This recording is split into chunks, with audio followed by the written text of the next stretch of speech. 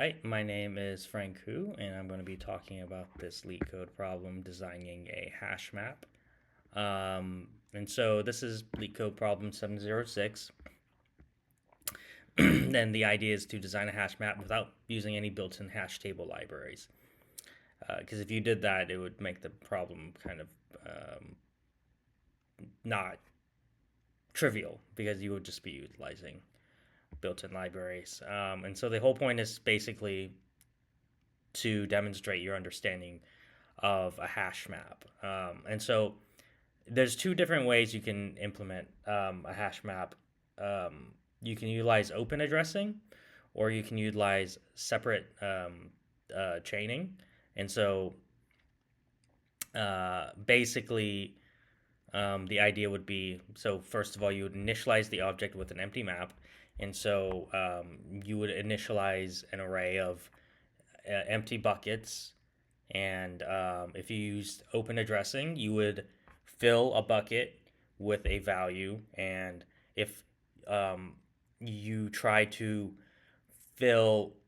insert another value that collides at that value point or at that key point, it will rehash the value utilizing some sort of logical algorithm in order to find a new bucket to put it in. And so that's open addressing. And there's different like methods within the concept of open addressing to implement a hash map with. Um, and then the other one is the separate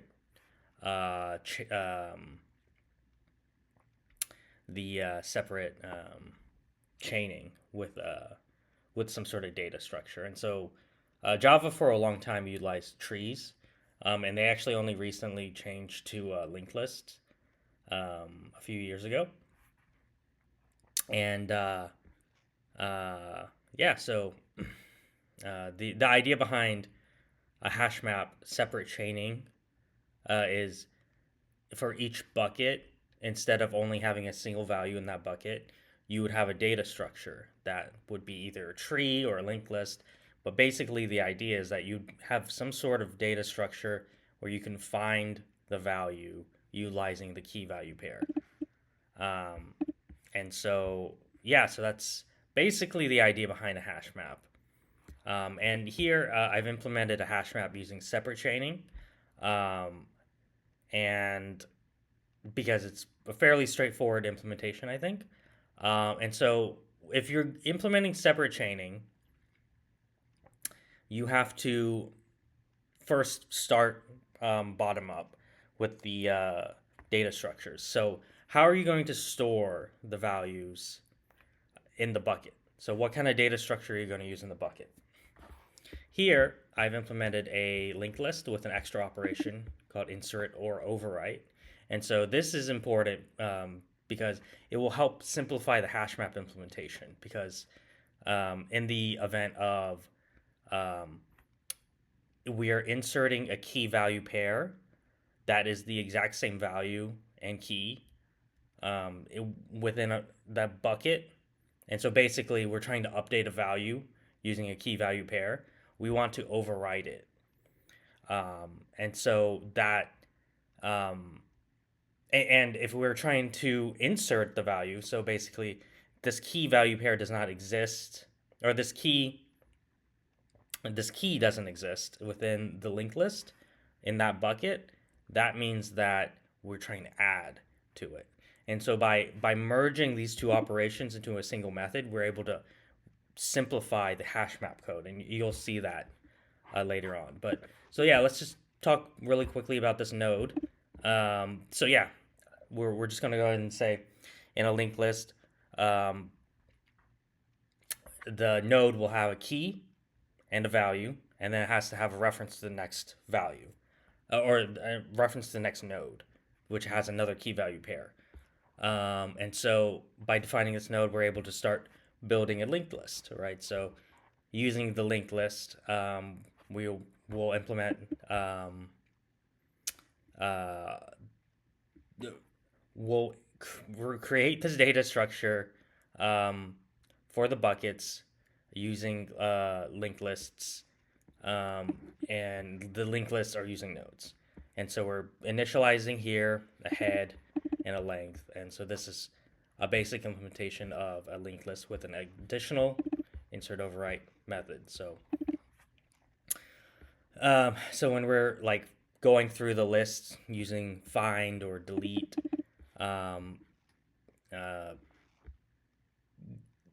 yeah, we'll utilize the basic operations and code and logic to utilize to find and delete values from the linked list. And so, finding a linked list is typically you start at the head and then you iterate through the list until you found the value or found the key, and then you return the value. And delete is the same concept, except you have to handle these edge cases. So if there is no head, that means that there's no linked list. So we return nothing.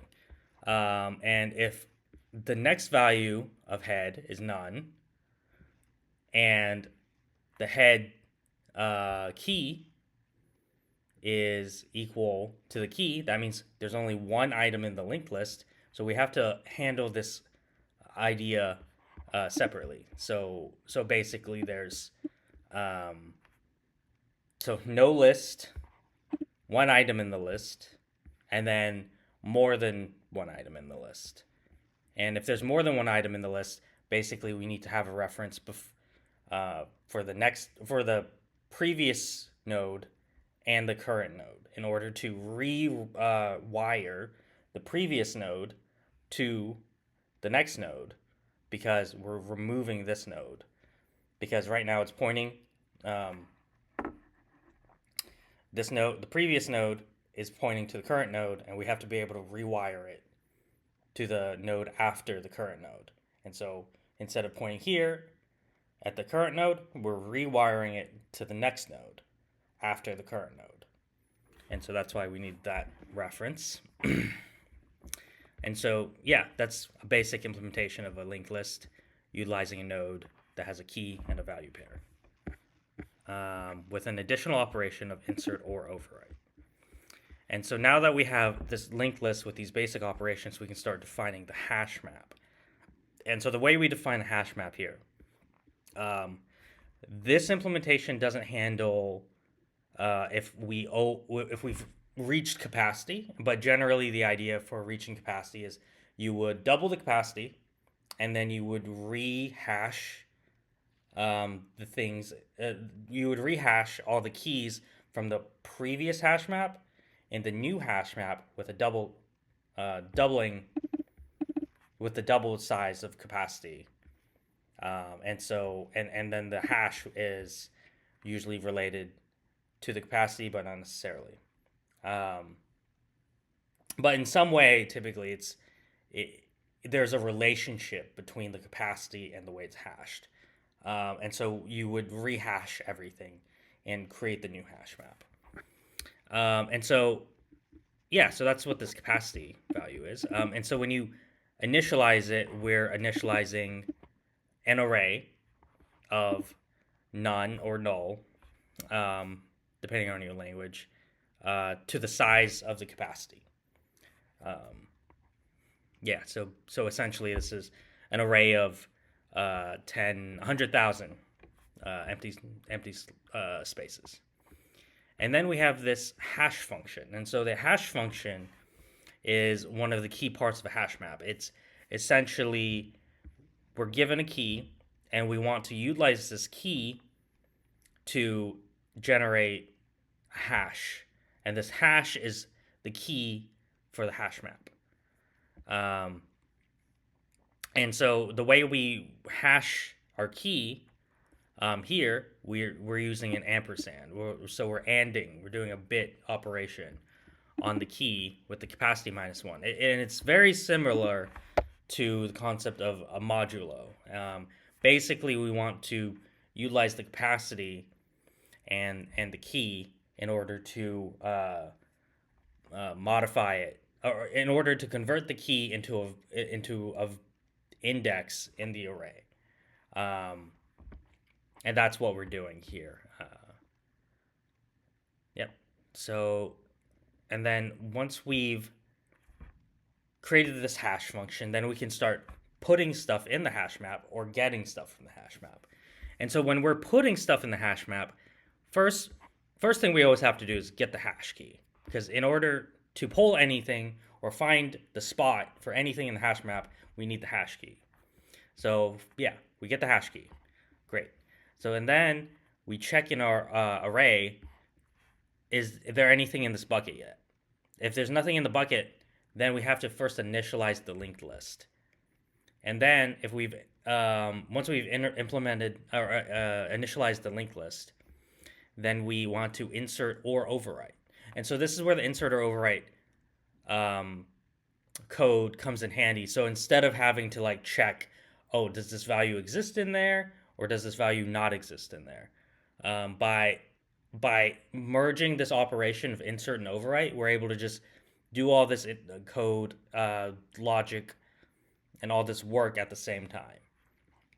And this sort of cleans up the put method here. So basically, insert the value, key value pair if it doesn't exist, or override it if it does exist.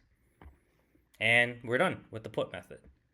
And then once we have put, we need get, right? So that's one of the requirements here.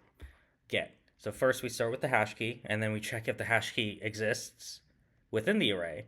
And if it's not, then we return -1 per the Leetcode description. Otherwise, we find it using our linked list method.